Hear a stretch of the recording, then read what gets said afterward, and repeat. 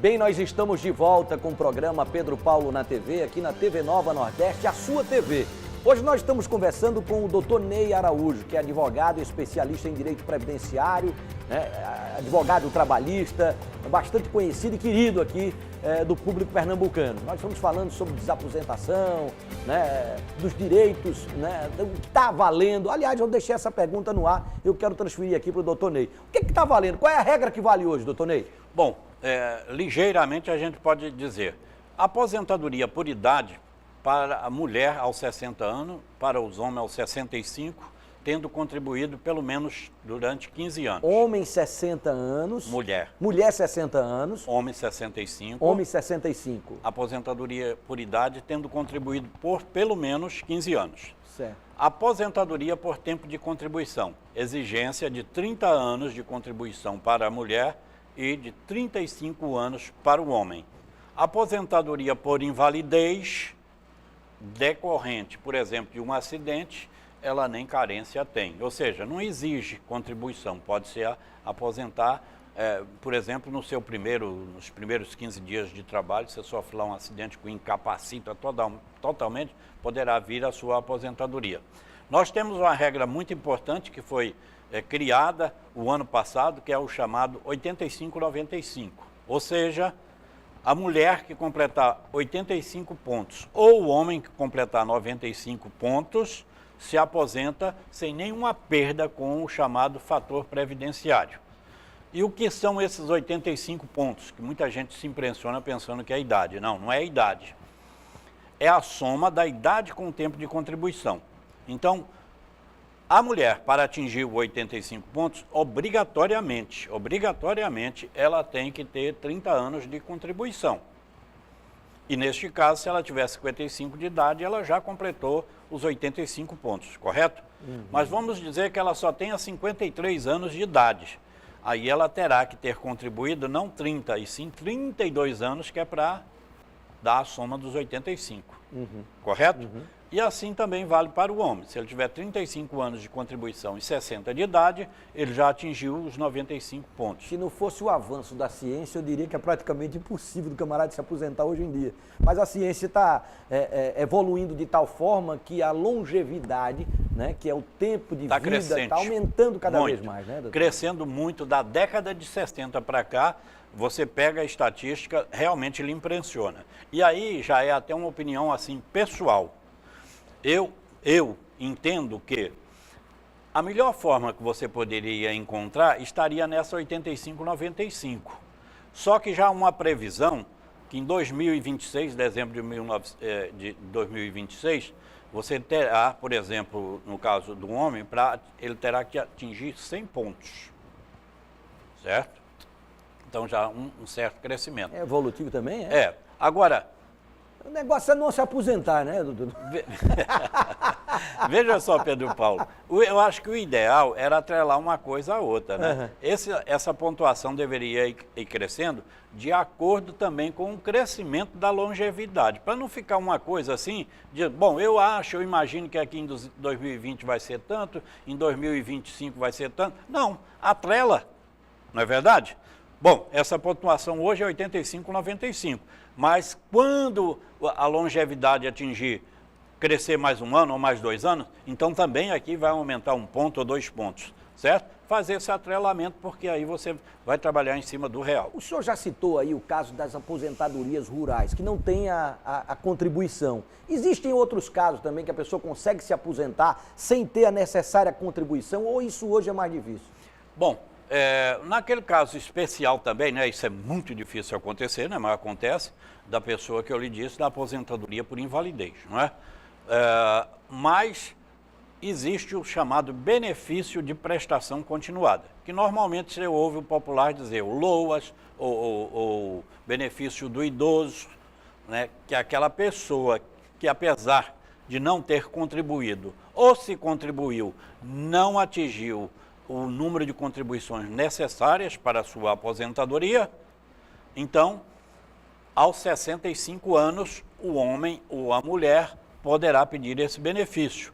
Ou até mesmo uma criança, como eu há poucos dias fazia uma palestra aí falando sobre o amparo, não é, para aquela pessoa que nasceu com microcefalia, não é? Porque mesmo que não possa vir o benefício para a família, poderia vir para a criança. Então, se essa família detém uma condição de miserabilidade, poderá sim desfrutar desse benefício, que corresponde a um salário mínimo. E que, na reforma, estão querendo reduzir isso para apenas meio salário mínimo. Doutor Ney, existe ainda o Instituto da Aposentadoria Proporcional, aqueles 25% que você se aposenta com parte da aposentadoria, mesmo que não tenha completado a idade? Raríssimas exceções. Hoje não. Antigamente não tinha a exigência, mas a partir de 98 aí sim a exigência. Para a mulher tem que ter pelo menos 48 anos e um homem 53 para a aposentadoria proporcional. Porque foi instituído lá com a regra de 98, Pedro Paulo, o chamado pedágio. Então você tem um acréscimo no tempo que você vai contribuir. Então hoje você encontra poucas pessoas que ainda vão conseguir se aposentar por esse Instituto da Aposentadoria Proporcional. Uma pessoa que tinha um salário X, ganhava R$1.000, né? De repente ela perdeu o emprego, perdeu a condição de estar contribuindo na Previdência. Chega o momento dela se aposentar, né? Ela tem direito a se aposentar com o salário que ela recebia antes, ou ela terá que fazer um complemento para não perder esse direito? Bom, a regra para a aposentação hoje é a seguinte: vão ser tomadas as contribuições efetuadas de julho de 94 até a data da aposentadoria. São eliminadas 20% das menores contribuições. Então, 80% das maiores contribuições, você vai fazer o cálculo para encontrar o salário de benefício, que poderá haver ou não a incidência do fator previdenciário, dependendo do tipo de aposentadoria. Eu ia colocar exatamente isso agora. O que é o fator previdenciário, né? E por que ele é tão polêmico, né? E como as pessoas podem ter acesso? Olha, você que gosta de política, o fator previdenciário chegou porque o Antônio Candir, que era do governo, Fernando Henrique Cardoso, errou o voto. Ele pensou que estava votando a favor e, na verdade, ele votou contra a instituição que Fernando Henrique Cardoso já queria fazer da idade mínima para o setor privado, ou seja, dos segurados vinculados ao regime geral de previdência social e INSS. Então, o Candir errou o voto lá. E veio, então, o fator previdenciário para suprir isso. E o que é o fator previdenciário? O fator previdenciário, ele leva em consideração a sua idade,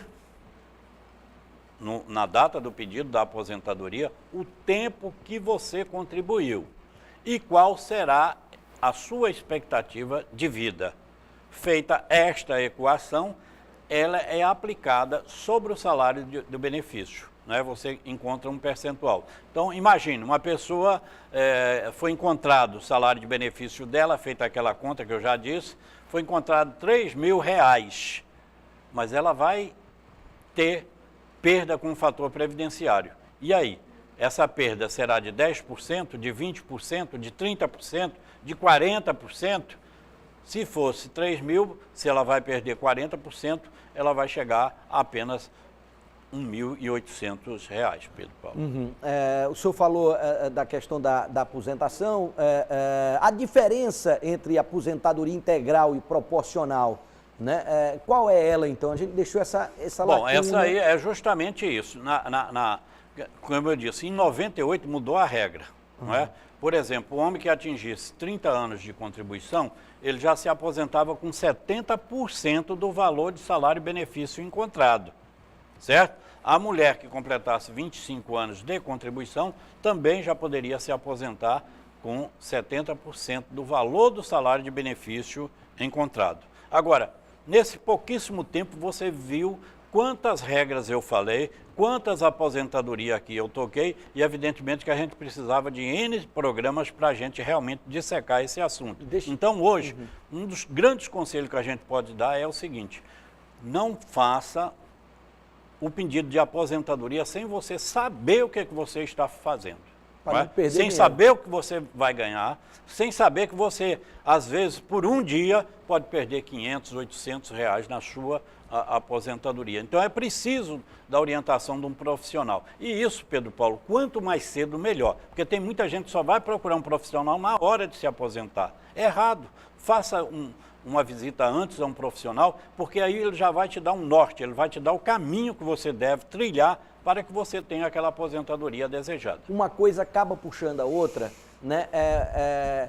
O trabalhador, por exemplo, que perdeu o emprego, né, e recebeu o seguro-desemprego, isso vale também como tempo para aposentadoria? Infelizmente, não. Mas ele não são 6 meses, Pois 5, é. né? Não, no máximo 5. 5 meses. E sabe que tem muita gente que perde o seguro-desemprego porque não conhece as regras. Ele justamente diz, não, está faltando aqui, poxa, está faltando 6 meses para me aposentar. Eu vou passar 5 meses no seguro-desemprego, não é? Eu não vou deixar de contribuir, não é? Aí começa a contribuir. Aí ele perde o seguro-desemprego.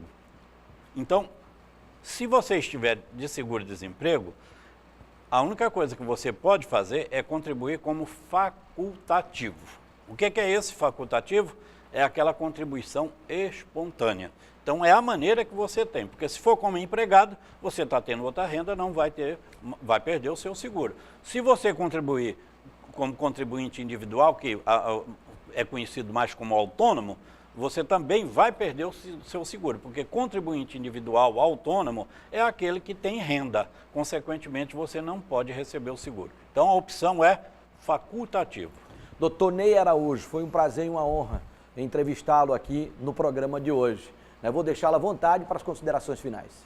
Bem, Pedro Paulo, os operadores do direito estão numa luta aí incessante e a gente precisa contar com a sensibilidade dos políticos, que a gente está tendo contato diário com eles, para que realmente traga uma reforma, mas traga uma reforma que seja consentânea com a verdade. Doutor Ney Araújo, que é uma pessoa que deu para perceber no programa de hoje, só tem a contribuir, né, com a melhoria da qualidade de vida das pessoas e, sobretudo, em tirar dúvidas nesses 2 campos que nós discutimos aqui, no campo trabalhista e no campo previdenciário.